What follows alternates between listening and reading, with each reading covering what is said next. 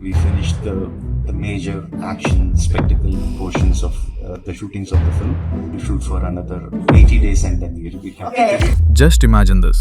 Rajamouli sir recent France country ఈవెంట్లో వారణాసి మూవీకి ఇంకా 80 డేస్ షూట్ మాత్రమే ఉంది అని క్లారిఫికేషన్ ఇచ్చారు. But in reality Varanasi movie అనుకున్న టైం లైన్ కి రిలీజ్ అవడానికి పాసిబిలిటీస్ ఉన్నాయా? When it's perfect, అంతే. Yeah, that's right. ఎందుకంటే రాజమౌళి సార్ సినిమాలో script and shooting is the first step. Real magic start అవ్వేది కెమెరా రోల్ ఆఫ్ అయ్యాక. మనం థియేటర్లో చూసే ప్రతి విజువల్, ప్రతి క్యారెక్టర్, ప్రతి గ్రాండ్ షాట్ షూటింగ్ టైంలో కంప్లీట్ కాదు.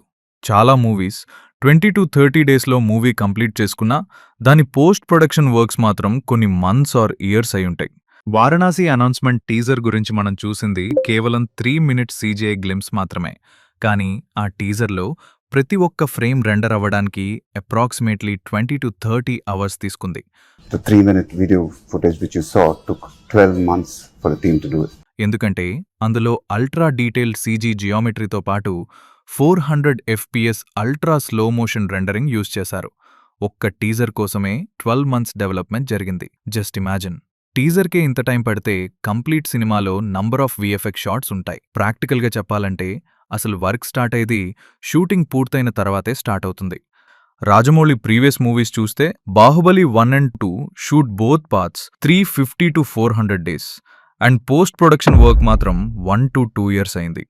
RRR మూవీ షూట్ ఆల్మోస్ట్ 300 డేస్లో కంప్లీట్ అయింది and for post production work 18 to 24 months పట్టింది. And present Varanasi movie progress చూస్తే Rajamouli sir plan to shoot approximately 220 to 250 days.